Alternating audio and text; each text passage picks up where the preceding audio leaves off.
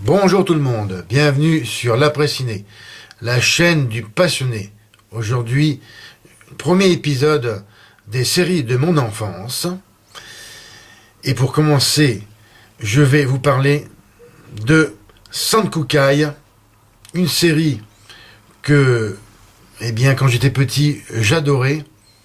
Bon, bien sûr, avec le poids des années, ça a beaucoup vieilli, mais quand même, c'est toujours pour moi une série qui reste et restera une de mes séries préférées quand j'étais petit. Il s'agit de Sankukai et je vais aussi vous parler du coffret collector, sorti l'intégrale des 5 saisons de Sankukai, une série japonaise. Alors forcément, pour ceux qui ont moins de 40 ans, ils n'ont pas connu, à mon avis, celle-ci, bien évidemment.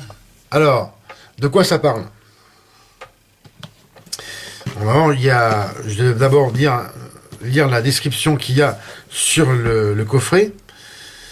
Alors, ayant terminé ses études de pilote intersidéral, Hayato s'apprête à rejoindre son père sur Annalise, à bord d'un cargo piloté par Ryu et l'homme singe Seaman. Maintenant, la description que j'ai trouvée sur Internet. Alors, de quoi il parle? Alors, c'est Hayato, Ryu et Sidero qui vont combattre contre les Stressos. Ceux-ci veulent régner sur le 15e système solaire. Alors, c'est une série japonaise. Le premier épisode date du 8 juillet 1978. J'avais même pas 8 ans. Et l'épisode final se finit le 27 janvier 1979. Bon, le titre original c'est en japonais. Je le parle pas, alors je vais pas vous le dire. Il y a 27 épisodes. Et le genre, en fait, c'est de la science-fiction. Et c'est aussi du tokusatsu. À savoir que c'était diffusé sur la chaîne d'origine TV Asahi de 1978 à 1979. Alors, un complément d'information concernant, en plus du terme japonais, le tokusatsu, c'est-à-dire la transformation, ce qu'ils appellent le henshin, en 27 épisodes de 25 minutes, réalisé en 1978 par Minoru Yamada, d'après un concept original du mangaka Shotaro Ishinomori. Bien. En France, c'est la première série télévisée japonaise non animée qui a été diffusée. La série a été retransmise sur Antenne 2 à partir du 15 septembre 1979 dans l'émission Récréa 2, et que je suivais attentivement et fidèlement quand j'étais petit. Elle a également été diffusée dans les pays d'Amérique latine au début des années 1980 sous le titre Sanku Okai. La musique du générique est composée par Eric Chardin avec des paroles écrites par Didier Barbelivien, ça je ne le savais pas.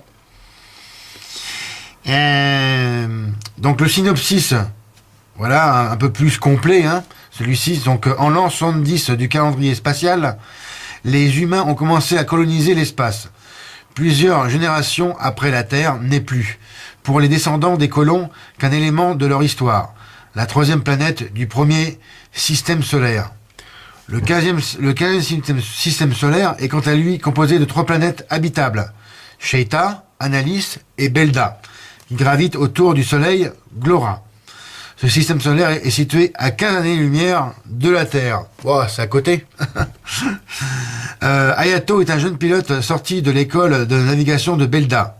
Il est appelé par son père, Shin, sur Analis, et s'y rend à bord d'un transfert de frais piloté par Ryu, issu de la même école, et Siman, Baru en japonais, un homme singe.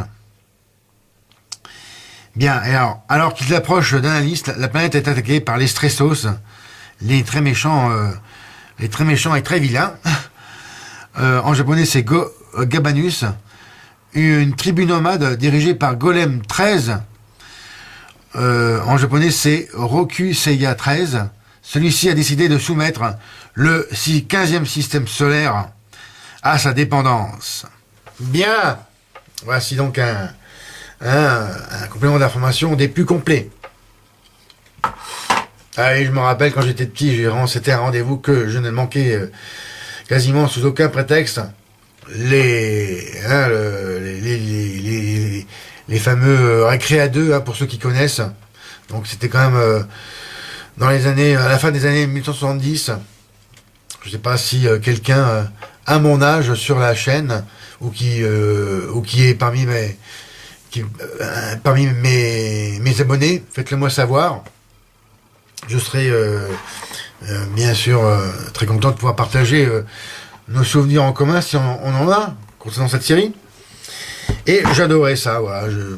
J'avais même acheté à l'époque, je me rappelle, où c'est ma mère qui m'avait acheté l'album Panini, alors hyper collector. Maintenant c'est quasiment introuvable, c'est une pièce de collection. Je sais pas, j'ai pas trouvé sur internet l'album Panini des Sankukai. De mémoire, aussi loin que je me rappelle, c'était où j'ai découvert cette série, ça va être en 1980 ou 81, enfin dans ces eaux-là, au tout début des années 1980, ou peut-être à la fin de l'année 1979, je ne peux pas me rappeler exactement à quelle année.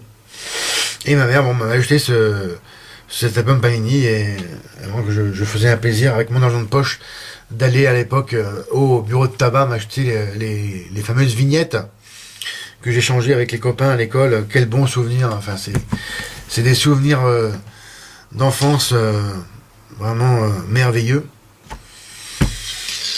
Et d'ailleurs j'avais quasiment presque complété cet album, et malheureusement je l'ai perdu dans un déménagement. Il a été garé ou volé, je ne sais pas. Et alors maintenant pour trouver ça, ce sera un coup de bol. Bon, maintenant je vais vous présenter ce coffret collector. Voilà, alors là c'est voilà, la présentation frontale au verso. Voilà, donc des vilains Stressos, entre autres ici, ce qu'ils appellent les espions Stressos. Là c'est Fantôme. D'ailleurs c'était mon héros préféré, c'était Fantôme, parce que en fait j'aime d'ailleurs toujours la couleur noire, et en plus il y avait une part de mystère parce qu'on voyait pas ses yeux, contrairement à Ryu qui avait voilà, ici une visière rouge, on voyait ses yeux, et là bon, c'était vraiment un personnage mystérieux pour moi, Fantôme. Et en plus je trouvais qu'il faisait mieux du karaté. Là on le voit ici, Ryu, on fait voilà, on voit ses yeux ici et voilà. Et d'ailleurs aussi son apparence, son casque j'aimais pas. Moi, je préférais largement le fantôme. Je remonte fantôme, voilà. Son casque était bien mieux. Voilà. Maintenant, les 5 DVD.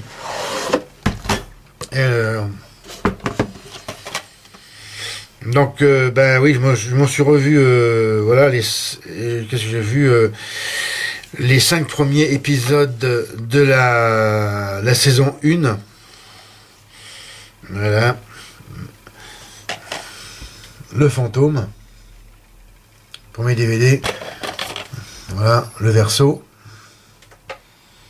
Contre-jour, hein. C'est pas terrible. Voilà. Deuxième DVD. Hop, avec cette jolie japonaise qui me pesait beaucoup. En fait, c'est une méchante, c'est une stressos, mais il me rappelle plus comment. Ah ouais, c'est Furia. Son nom c'était Furia. Mais ouais, j'aimais beaucoup Furia, quoi. Elle était jolie. Voilà, le verso. Alors ici on voit, je me rappelle plus son nom, c'est une espèce de fée en fait qui se balade sur un voilier dans l'espace. Je me rappelle plus son nom. Une belle japonaise d'ailleurs avec bon une chevelure blonde, ce qui n'était pas commun à l'époque. Le troisième DVD, voilà, avec Ryu. Donc on voit mieux son apparence. Hein. Je préférais quand même vraiment. Moi, j'aime la couleur noire. Bon, la rouge non. Et puis bon, je trouvais que le personnage d'Ayato, donc celui qui fait fantôme, était plus intéressant. Le verso. Alors là, on revoit Furia ici, la jolie mais méchante stressos. Le quatrième DVD, avec voilà l'homme singe Seaman. Seaman ici, là, Seaman. Et avec ici c'est Hayato. Le verso, donc là on voit mieux voilà les deux protagonistes principaux, Fantôme et Ryu. Voilà. Le voilier spatial de cette belle fille blonde. Et ici les méchants stressos. Alors, de mémoire, je me rappelle plus comment il s'appelle. Trop. Comment il s'appelle bon, bref.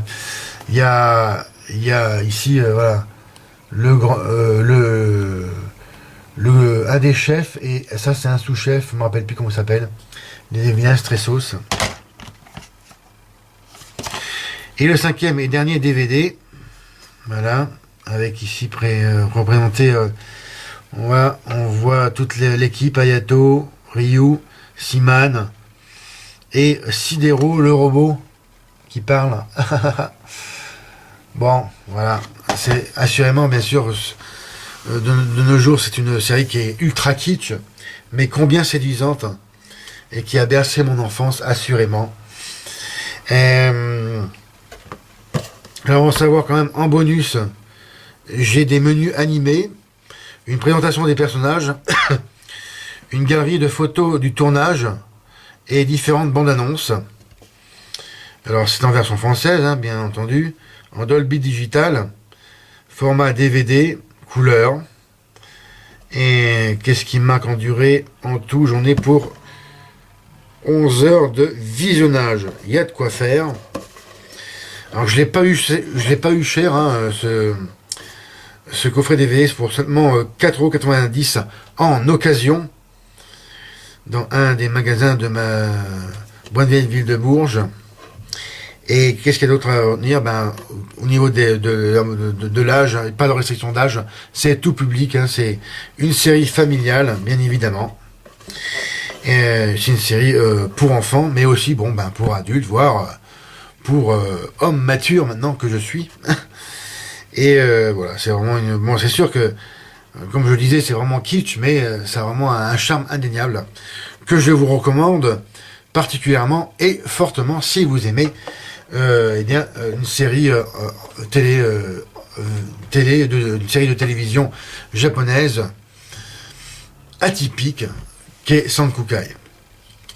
Et voici ce qui finit cette vidéo et ce premier épisode des séries de mon enfance.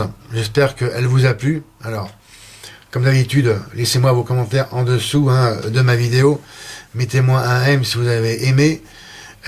Suivez également mon actualité sur mes autres comptes de réseaux sociaux, à savoir l'après-ciné sur Twitter, donc Instagram, ciné-série au pluriel, passion, et ma page Facebook, post ciné. C'était Fred, merci de votre attention, et je vous donne rendez-vous pour une prochaine vidéo.